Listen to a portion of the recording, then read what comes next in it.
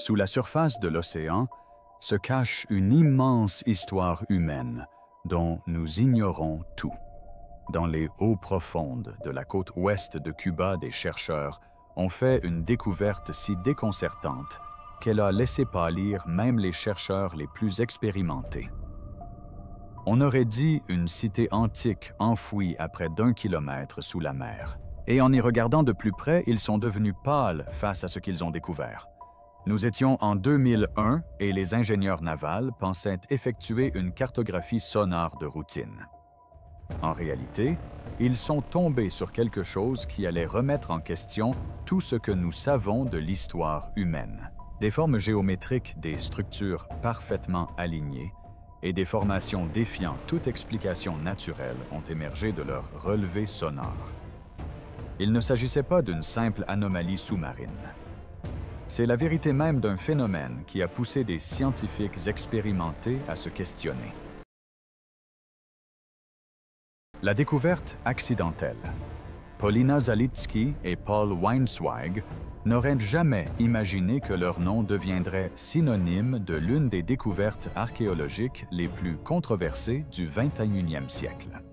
Travaillant pour Advanced Digital Communications, une entreprise canadienne spécialisée dans l'exploration des grands fonds marins, ces ingénieurs maritimes ont été engagés par le gouvernement cubain en 2001 pour cartographier les fonds marins au large de la côte ouest de Cuba.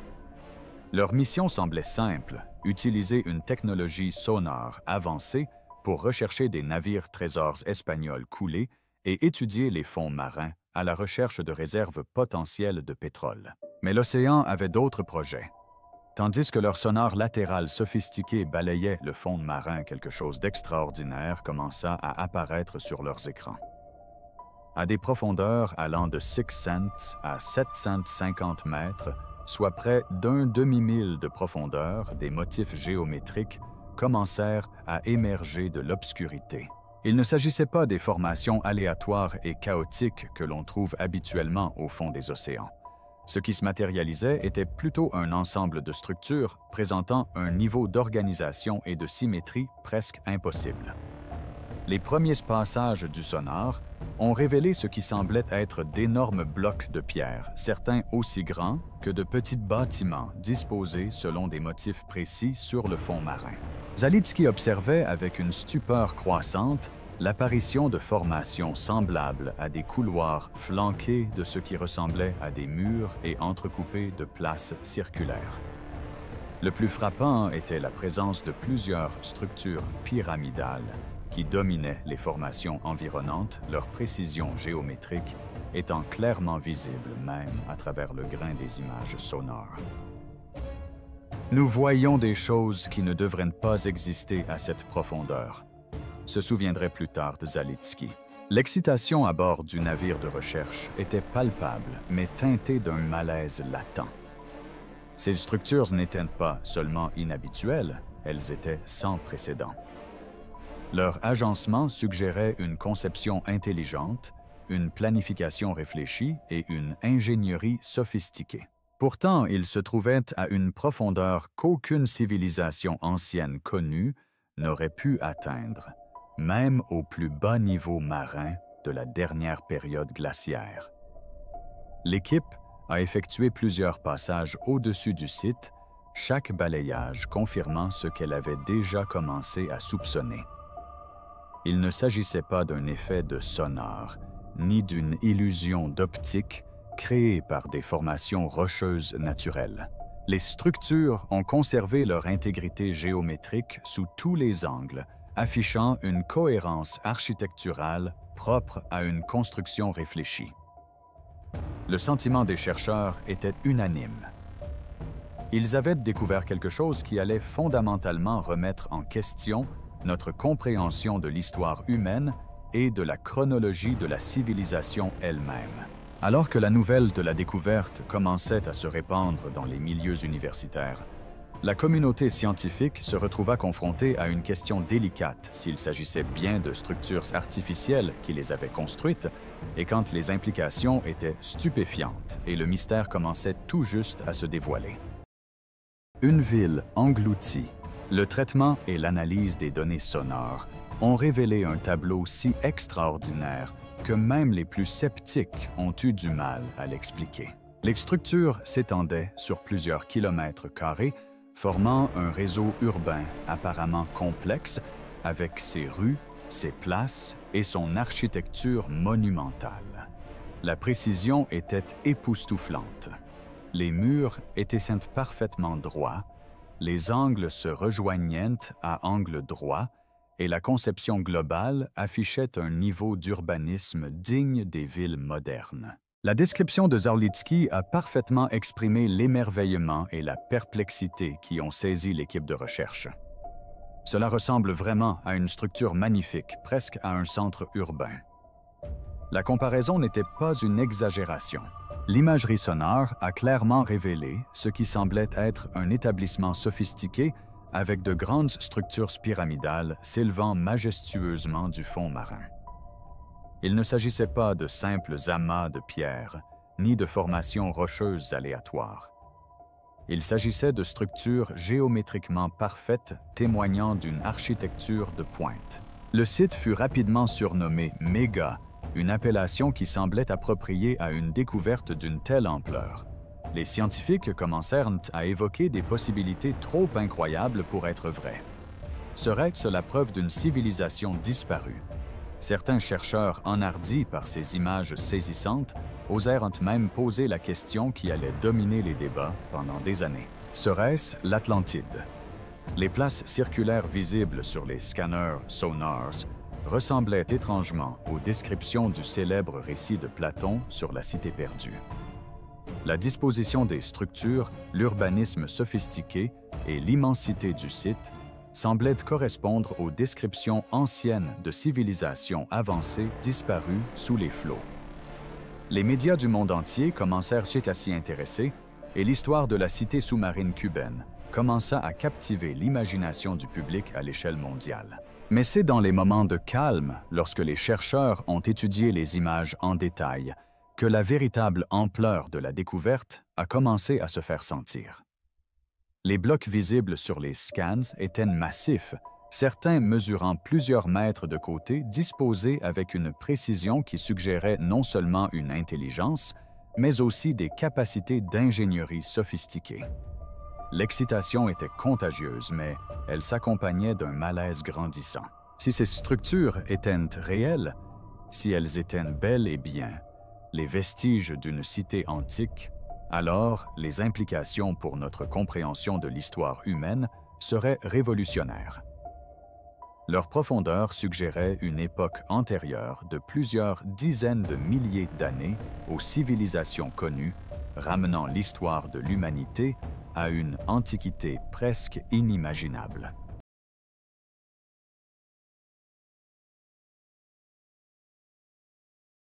La réaction de la communauté scientifique à la découverte du mégasite a été aussi complexe que divisée. Lorsque Manuel Iturralde Vinont, éminent géologue cubain et membre respecté de l'Académie cubaine des sciences, examina pour la première fois les images sonores, sa réaction résuma les défis considérables que représentait cette découverte. Ces calculs étaient inquiétants pour que des structures s'enfoncent à des profondeurs de 600 à 750 mètres. Il faudrait environ 50 ans, compte tenu des taux connus d'affaissement géologique et de variation du niveau de la mer. Cette chronologie représentait un casse-tête quasi impossible à résoudre. Il y a 50 ans, l'humanité moderne commençait à peine sa migration hors d'Afrique et les civilisations sophistiquées capables de construire une architecture monumentale n'émergeraient que des dizaines de milliers d'années plus tard. Les implications étaient stupéfiantes. Si ces structures étaient bel et bien artificielles, elles seraient antérieures de 45 ans aux pyramides d'Égypte et remettraient en cause les hypothèses fondamentales sur le développement de la civilisation humaine. Le Dr Michael Fott, archéologue sous-marin de l'Université de Floride occidentale, a exprimé la perplexité de nombreux experts en qualifiant la découverte d'intemporelle et de déplacée. Son analyse a mis en lumière le paradoxe central qui a rendu ce site si controversé. Les structures semblaient trop avancées pour leur âge supposé, mais trop organisées pour être considérées comme des formations naturelles. Les voix sceptiques au sein de la communauté scientifique n'étaient pas sans fondement. Le Dr. Robert Ballard, le célèbre océanographe qui a découvert le Titanic, a émis une mise en garde qui a trouvé un écho auprès de nombreux chercheurs. Il a comparé l'imagerie sonore à un test de taches d'encre, suggérant que les humains ont une tendance naturelle à percevoir des schémas et à ordonner des données aléatoires. L'esprit humain, affirmait, Ballard est remarquablement doué pour retrouver des formes familières dans des contextes inconnus. La méthode scientifique exige une vérification rigoureuse et ce mégasite a présenté des défis qui ont mis à l'épreuve les fondements mêmes de la méthodologie archéologique. Comment étudier correctement des structures à des profondeurs écrasantes, nécessitant un équipement spécialisé coûtant des millions de dollars? Comment distinguer les formations rocheuses naturelles des constructions artificielles avec des données sonores limitées? Pourtant, même les sceptiques ne pouvaient ignorer totalement la précision géométrique visible dans les images. Les structures ont conservé leur intégrité organisationnelle, malgré les multiples passages de sonar, affichant une cohérence qui semblait contredire les processus géologiques aléatoires. Le débat qui en a résulté reflétait une tension fondamentale entre le désir de rigueur scientifique et la perspective fascinante d'une découverte susceptible de réécrire l'histoire. Le docteur Iderald de Vinand lui-même incarnait cette dualité. Tout en reconnaissant les implications extraordinaires de cette découverte, il a adopté une approche prudente, soulignant la nécessité d'une enquête directe et de preuves matérielles. Il a déclaré qu'il fallait étudier cela scientifiquement et non tirer des conclusions hâtives sur la seule base de l'imagerie sonore. Sa réponse mesurée reflétait la difficulté de la communauté scientifique à concilier enthousiasme et scepticisme face à des affirmations sans précédent. Le moment qui allait définir la découverte du mégasite ne s'est pas produit dans l'excitation initiale de la découverte de formations inhabituelles, mais dans l'analyse silencieuse qui a suivi. Alors que les chercheurs étudiaient les données sonores traitées dans les jours qui ont suivi la découverte, une constatation effrayante a commencé à s'imposer. Les structures affichaient une sophistication architecturale qui semblait transcender les frontières de l'histoire humaine connue. Lorsque les images sonar haute résolution ont été améliorées et analysées, image par image, les détails qui en sont ressortis ont laissé perplexes, même les chercheurs les plus expérimentés. Les blocs visibles dans les formations n'étaient pas des pierres irrégulières façonnées par les forces naturelles. Il s'agissait de structures géométriques aux arêtes nettes et aux angles précis. Certains de ces blocs massifs étaient aussi grands que des maisons disposées selon des motifs suggérant non seulement une intelligence, mais aussi des capacités de planification et d'ingénierie avancées rivalisant avec les techniques de construction modernes. Les couloirs visibles sur les scanners sonars s'étendaient en ligne parfaitement droite, sur des centaines de mètres, conservant une largeur constante et affichant une précision qui exigeait des outils topographiques sophistiqués.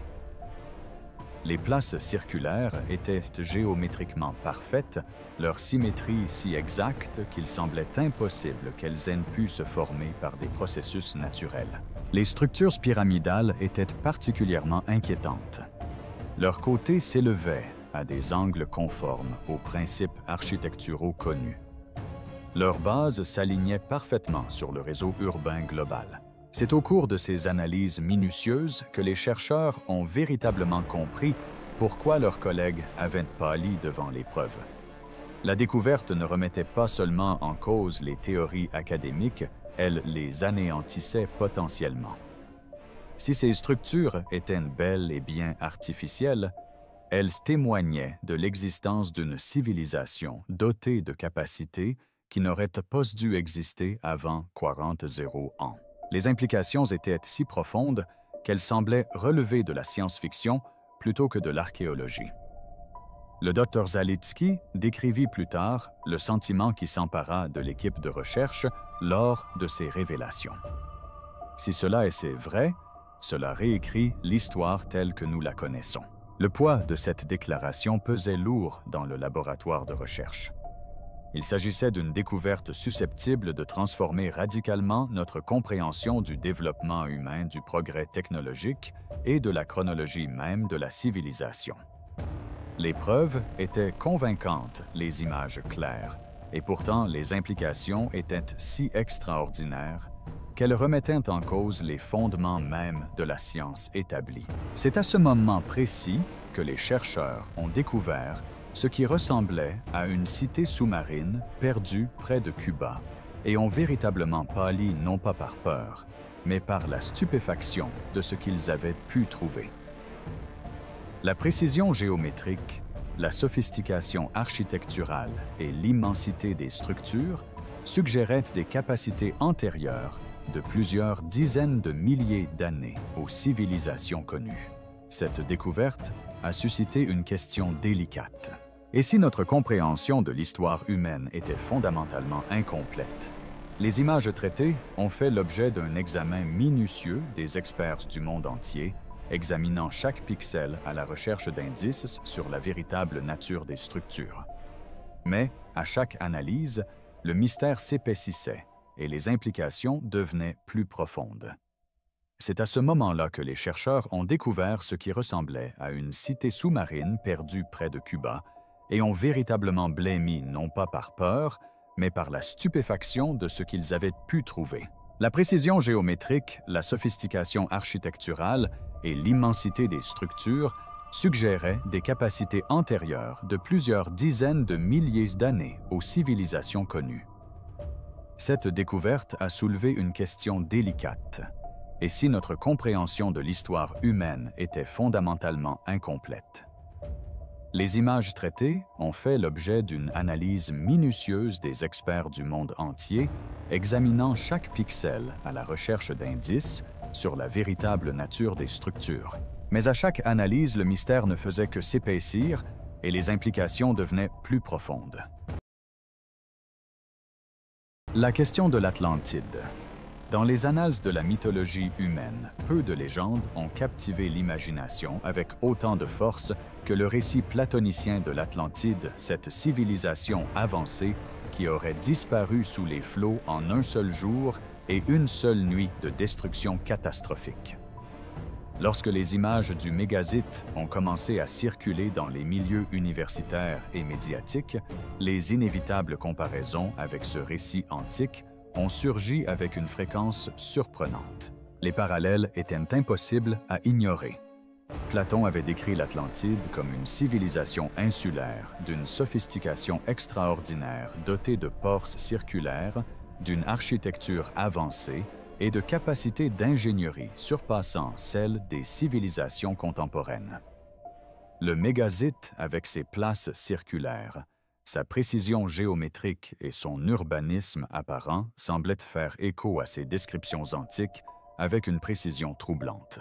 L'emplacement lui-même ajoutait du poids à la comparaison.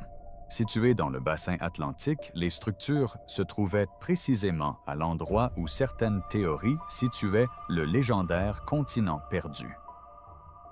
Les passionnés d'archéologie et les historiens alternatifs ont saisi ces similitudes avec un enthousiasme évident.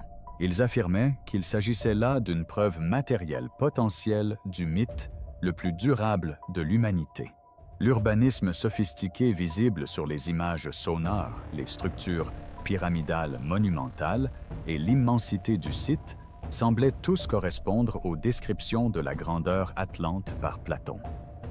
Les réseaux sociaux bourdonnaient de spéculations, des documentaires furent commandés et des livres furent écrits explorant la possibilité alléchante que le mythe soit devenu réalité. Cependant, les archéologues traditionnels ont abordé le lien avec l'Atlantide avec une grande prudence. Le nom lui-même était devenu une sorte de troisième rail dans les cercles universitaires trop souvent associés à la pseudoscience et aux spéculations infondées pour être prises au sérieux dans des contextes de recherche rigoureux. Le docteur Iturralda Vinent et ses collègues ont pris soin de se distancier des affirmations sensationnalistes privilégiant la méthodologie scientifique plutôt que les parallèles mythologiques. Pourtant même les chercheurs les plus sceptiques ne pouvaient ignorer totalement la portée symbolique de la comparaison. La précision géométrique visible dans l'imagerie du mégazite suggérait un niveau de sophistication architecturale qui semblait avancer pour toute civilisation antique connue. Les formations circulaires, en particulier, présentaient une ressemblance frappante avec la description de l'Atlantide par Platon, une série d'anneaux concentriques séparés par des canaux. La question de savoir s'il s'agissait d'une preuve archéologique authentique ou d'une coïncidence extraordinaire restait ouverte. Le débat sur l'Atlantide a mis en lumière une tension fondamentale dans la réaction de la communauté scientifique au site Méga. Si les chercheurs souhaitaient éviter les stigmates associés à l'archéologie mythologique, ils ne pouvaient ignorer le fait que les structures présentaient des caractéristiques qui semblaient transcender les capacités connues des civilisations antiques. Cette découverte a forcé une prise de conscience délicate quant à la possibilité que l'histoire humaine soit bien plus complexe et mystérieuse qu'on ne l'imaginait. Les implications profondes du lien avec l'Atlantide n'ont pas échappé aux observateurs attentifs. Si le site Méga témoignait bel et bien d'une civilisation préhistorique avancée, cela suggérerait que le développement technologique humain n'a pas suivi la progression linéaire postulée par la plupart des modèles historiques. Au contraire, cela pourrait indiquer des cycles d'ascension et de déclin, avec des sociétés avancées émergeant et disparaissant bien avant l'aube de l'histoire écrite. Pourquoi le mystère reste entier? L'année 2002 aurait dû marquer le début d'une enquête approfondie sur le site Méga. Des plans étaient en cours pour une expédition de suivi impliquant des submersibles habités capables de fournir des preuves visuelles directes des structures.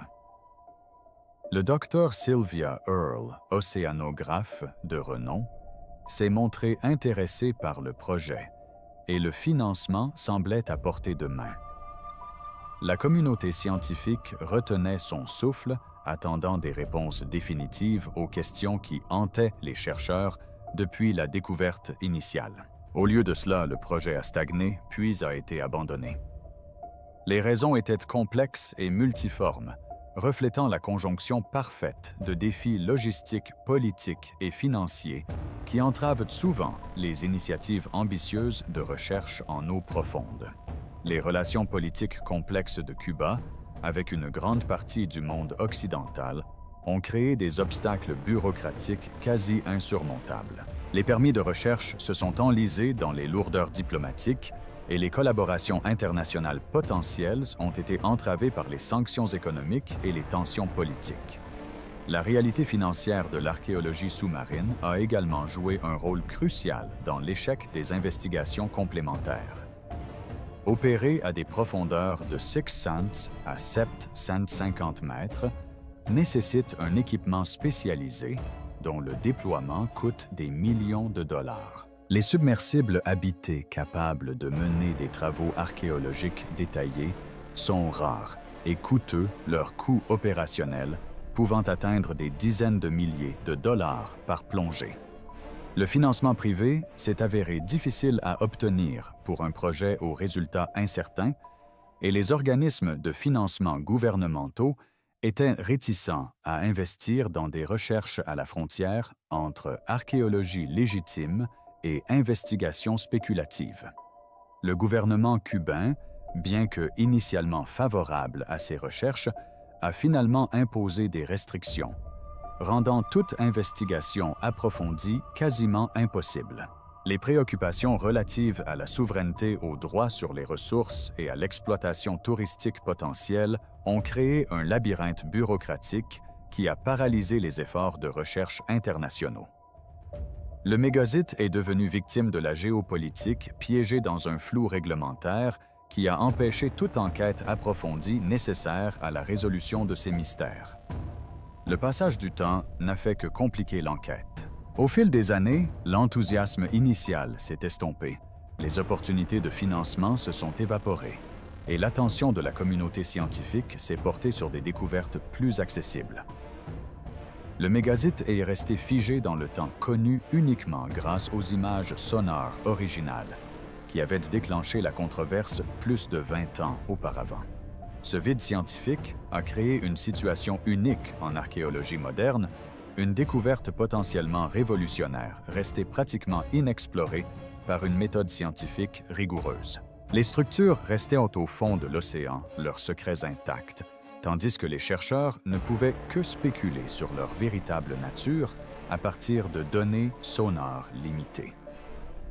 Le monde se retrouvait avec des questions fascinantes, mais sans réponse définitive, une situation qui alimentait à la fois une curiosité scientifique légitime et des spéculations insensées.